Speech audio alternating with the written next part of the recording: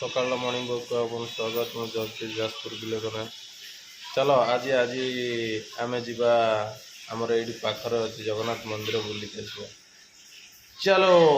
ଯେହେତୁ କାଲି ଏକାଦଶୀ ଥିଲା, ଆଜି ଠାକୁରଙ୍କ କତିରେ ନୀତି ପାଇଁ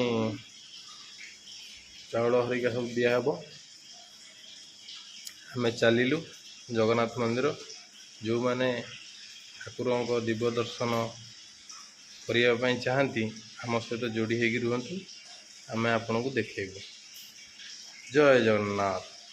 ଘରୁ ଏବେ ବାହାରିଲି, ଯିବା।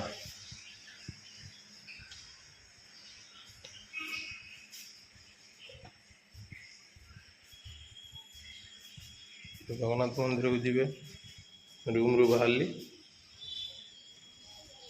ମୁଁ ଏବେ ଘର କତରୁ ବାହାରିଲି ଜଗନ୍ନାଥ ମନ୍ଦିର।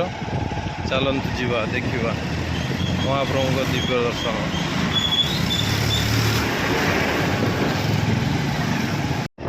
ଯେହେତୁ କାଲି ଏକାଦଶୀ ଥିଲା, ଆଜି ଦ୍ୱାଦଶୀ। ଠାକୁରଙ୍କ କତିରେ ନୀତି ଲାଗିବ। ନୀତି ପାଇଁ ସବୁ ଜିନିଷ ନେଇ ଆସିଛି। ମନ୍ଦିରରେ ଦେଇକି ଡ୍ୟୁଟି ଯିବି। ପୁଣି କର୍ମକ୍ଷେତ୍ରରେ କର୍ମ ଆରମ୍ଭ ହେବ। ଆଜି ଦିନଟା କେମିତି ଭଲରେ କଟିବ, ଭଗବାନଙ୍କ କତିରେ ସେତିକି ପ୍ରାର୍ଥନା କରିକି ଯିବି।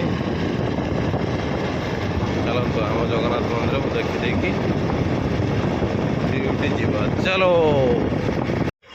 ଏ ଦେଖନ୍ତୁ, ଏଇଟା ହେଉଛି ଆମ ଜଗନ୍ନାଥ ମନ୍ଦିରକୁ ଯିବା ପାଇଁ ରାସ୍ତା। ମୁଁ ଏବେ ଚାଲିଲି। ଏଇଟା ହେଉଛି ମାଉସୀ ମା ମନ୍ଦିର। ଆମର ଆଗକୁ ରହିଲା ଜଗନ୍ନାଥ ମନ୍ଦିର। ସେ ଆଗଟା ଦେଖୁଛନ୍ତି ବ୍ୟାସ ସରୋବର। ସେଇ ପାଖାପାଖି ବ୍ୟାସ ସରୋବର ପାଖାପାଖି ଜଗନ୍ନାଥ ମନ୍ଦିର। ଆସନ୍ତୁ କେବେ ବୁଲିକି ଦେଖିକି ଯିବେ। କେତେ ସୁନ୍ଦର, କେତେ ଅଭୁଲା ସ୍ମୃତି।